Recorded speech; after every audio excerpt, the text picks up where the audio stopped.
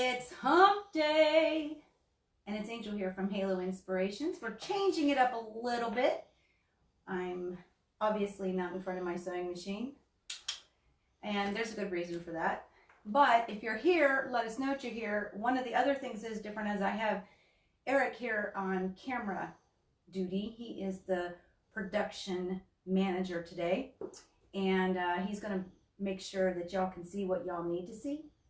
But it is hump day here at Halo, where we give you inspirations to help you spread beauty and joy through your quilting journey. So, video dropped. We all know what that means. Time for the next step on the springtime placemats, right? And what that was actually putting together some of our blocks, right? And I will tell you, it's a little lengthy. Yep, it was. I wanted to make sure that I got all of that in there. It was important to me, so that you actually had some instruction that can help guide you. It has plenty of nuggets throughout the whole entire video, so it's actually a good idea, even if you're just listening to it. Oh, you've got a little and what that was bottom actually putting together some right. Use a volume. There we go. Sorry, first time he's used the computer to see what was going on and how things are looking, and I forgot to turn the volume off. So I did remember on the phone, so you won't hear the notifications on the phone. However, there are nuggets throughout the whole video, so I do encourage you, even if you're not necessarily tuned in to actually watch it, that maybe you're listening to pick up some of those nuggets, especially if you're new.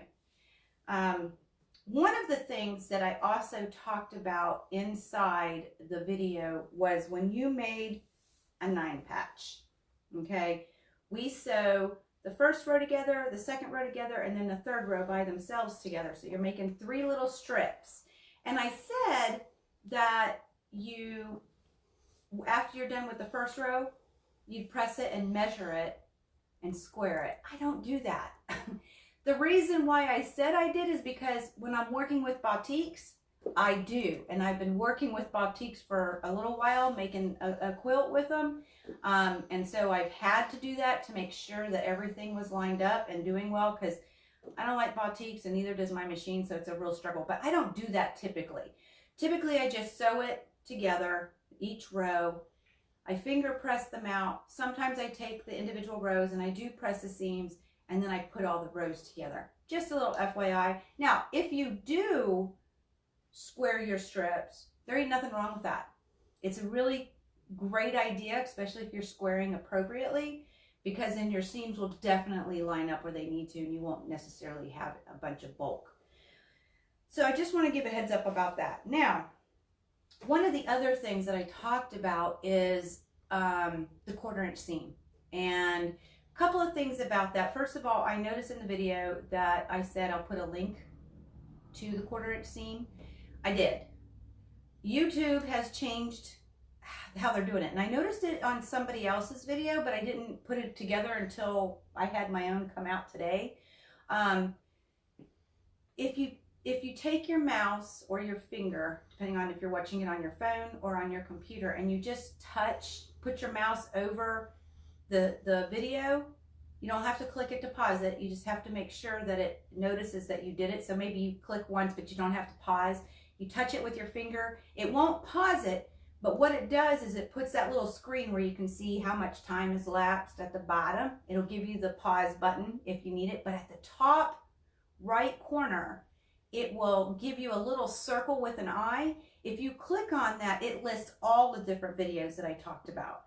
It does that for most people, as what I have seen now. So YouTube has changed it a little bit. I don't like it per se, but we don't own YouTube, so it is what it is.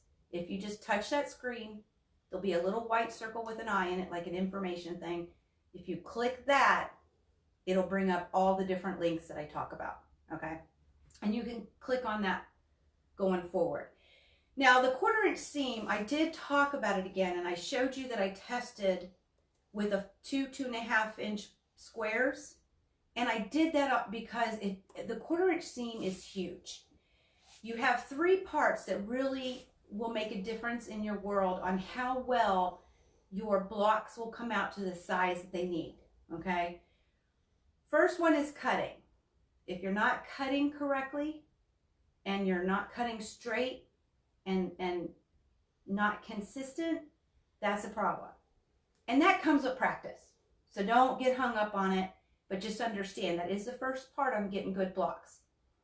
The second one is the 1/4" seam, and that tends to be the bad boy of why people's blocks don't come together in the correct size. It tends to be that 1/4" seam. So it's huge. It's so, so, so important, right? So I did mention it. I did show that I did test mine because I wanted you to understand that even I know how important it is, and I still check. I check every 5th block. Usually, I try to get that done because even your needle or your guide or whatever you're doing to get that 1/4" seam can shift. And there's nothing worse than getting all the blocks made and figuring out that you got different sizes, because it becomes an absolute nightmare. And you and Jack will have a serious date ripping out seams, okay? So I wanted to give you a little bit of information about that. And something else that I learned last week was there are over 100 different 100% cottons. Now, I know, and for those of you who've been sewing a while, you know that there are different, they feel different. Like between a batik and maybe your quilting cotton, there's a difference, and you can feel that. But there's also differences in thicknesses. There's differences in how they're woven. Some are more tightly woven. Even between some digital prints versus the older way that they make prints for your cottons, there might be some differences in there. So what happens is, I did talk about a little bit about that in the video, but understanding that there's different cottons respond different in the seam. So you may have more bulk taking up inside that seam. So checking those seams is another reason that's important. Using the same type of fabric that you're quilting with.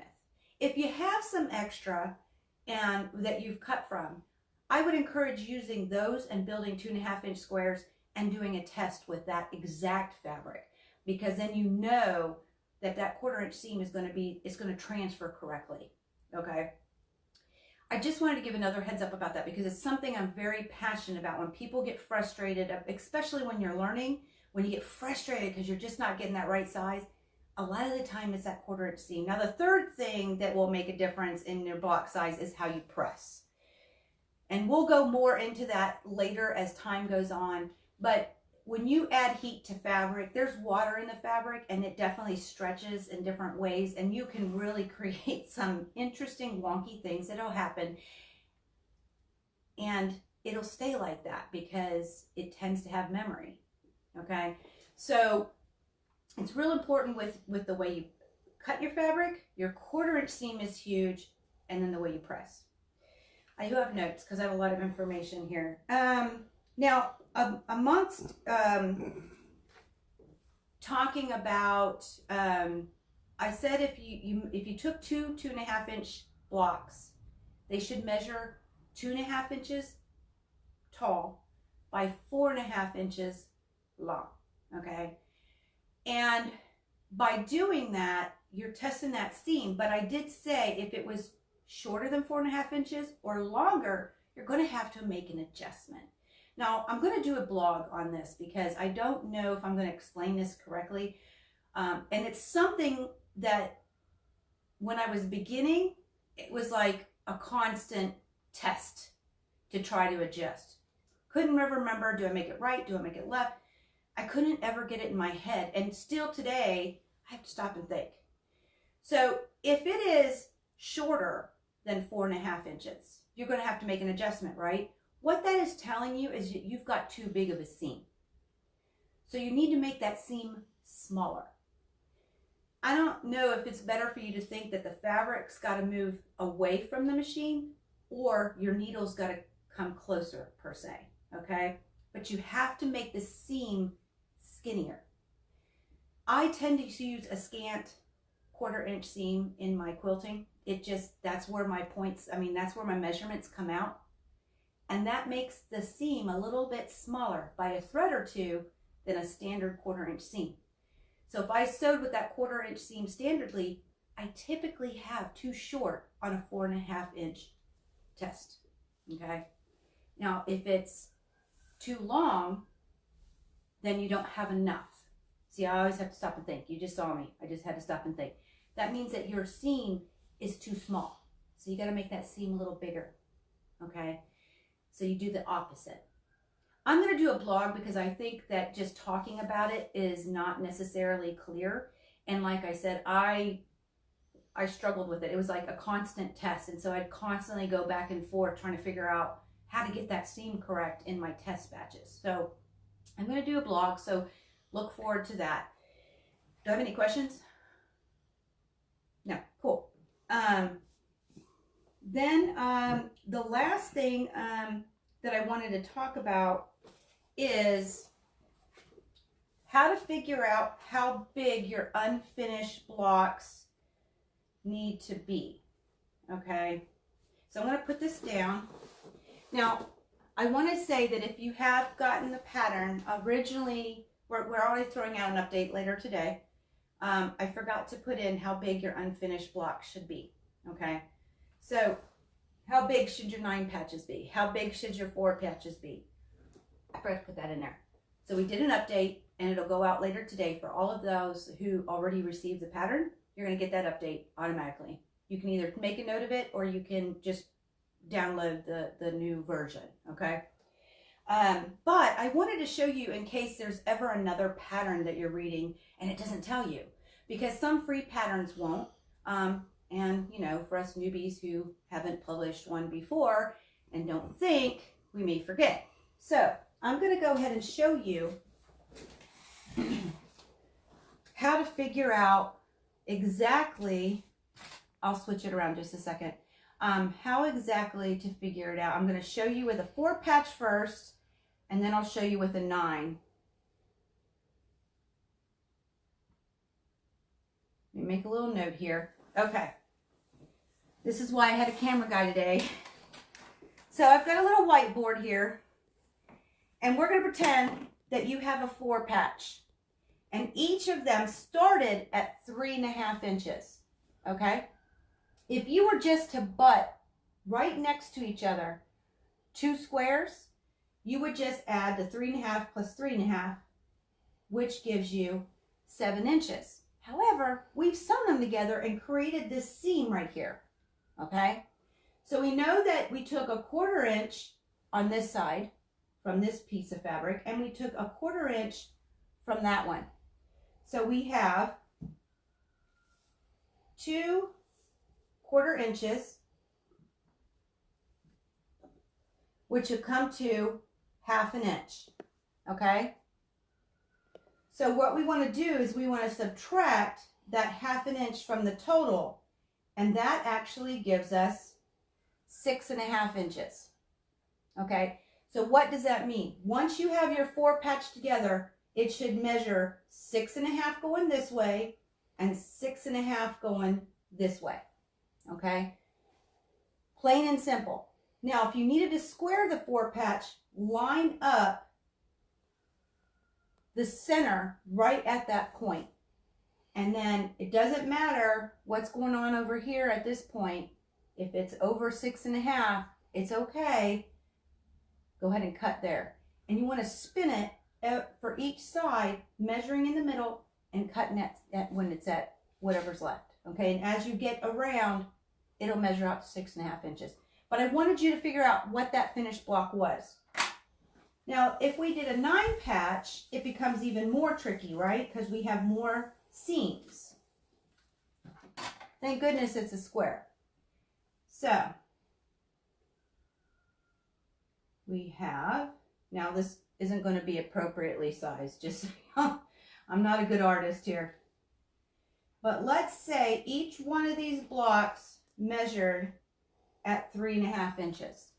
Okay, 3.5 plus 3.5. If we just lined them up, we haven't sewn them, we're just putting them next to each other.